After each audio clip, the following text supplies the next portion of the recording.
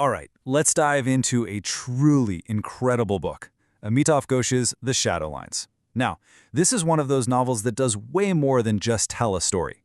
It really gets in your head and makes you question the very lines on our maps and, maybe more importantly, the borders we draw inside our own minds. So, right off the bat, the book hits you with this radical question. I mean, think about it. It challenges us to look at all the divisions we just accept as fact, countries, cultures, even the line between your past and your present. And it asks, are they actually as solid as they seem? And that question leads us straight to the core idea of the whole novel, the shadow lines. These are not just about the borders you see on a globe. Ghosh is talking about something much bigger, those invisible but super powerful dividers between memory and hope, our past and our present, and yeah, even between what's real and what we just imagine. Now, to make this big idea come alive, the story gives us these two incredible characters with worldviews that are, well, polar opposites.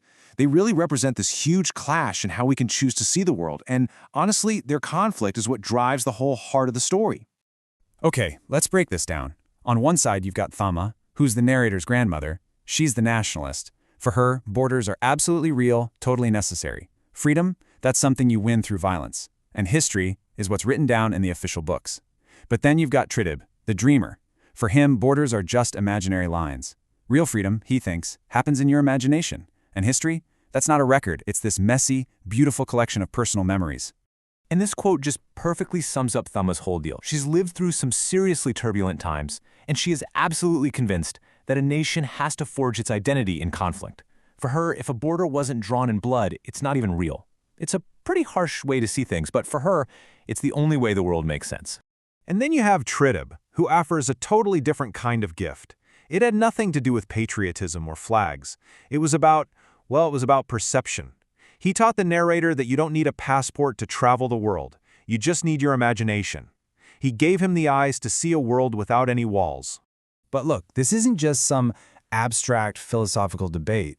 The novel shows us the real, painful, tragic consequences of these beliefs, and it does it through Thama's own life, when her super rigid worldview just smashes into the messy, complicated reality of partition. So here's the central heartbreaking irony of the book. Thama was born and raised in Dhaka. It's her ancestral home. But then, after the partition of 1947, a line gets drawn on a map, and suddenly, she's a foreigner in the city she grew up in. Can you imagine?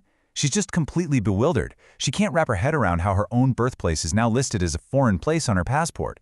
Her life becomes this painful example of how absurd these shadow lines really are. And all that desperation just boils over in this one incredibly powerful question. See, when she actually travels from India to what's now Pakistan, she's shocked because she can't find the border. There's no wall, no visible difference between these two places. And it forces her to ask, what was all the violence for? All the killing? What was the point if both sides are basically the same? That moment of pure confusion is probably the novel's sharpest critique of nationalism. So, if Thama's rigid way of seeing the world only leads to tragedy, what's the alternative? Well, the novel offers one through Tridib's philosophy. It's kind of like an antidote to the poison of all this political division. And what's so brilliant is that the book's structure actually reinforces this idea. The story doesn't move in a straight line at all. It jumps all over the place, between cities, between decades, from Calcutta to London to Dhaka.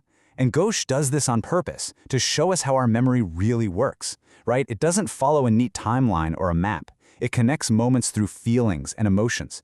And in doing so, it just erases those shadow lines of time and space. This, right here, gets to the absolute core of Tridib's philosophy.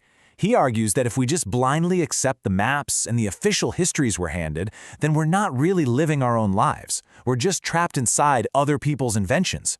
For him, true freedom comes from that creative, imaginative act of defining the world for ourselves.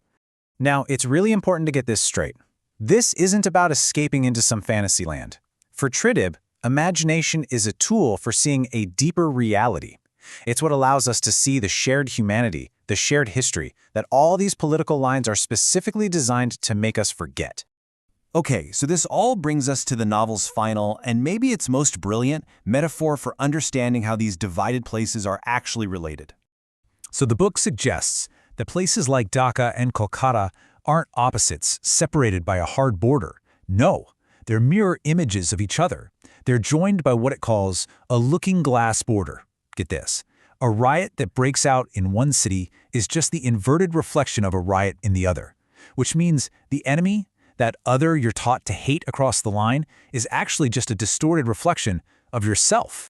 So in the end, drawing that line on the map didn't really create two separate places. What it actually created was this deep, tragic irony. It created the illusion of difference, which then locked both sides into this shared destiny of violence, where each one just mirrors the other. It's an incredibly powerful way to think about modern conflicts, right? Where the other is often just a way for us to avoid looking at our own reflection. And that's the challenge the book really leaves us with. It forces us to look at our own lives and ask, what are the shadow lines we believe in?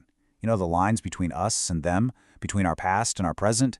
And what might change if we could stop staring so hard at the line that divides us, and just for a second, start to recognize ourselves in the mirror?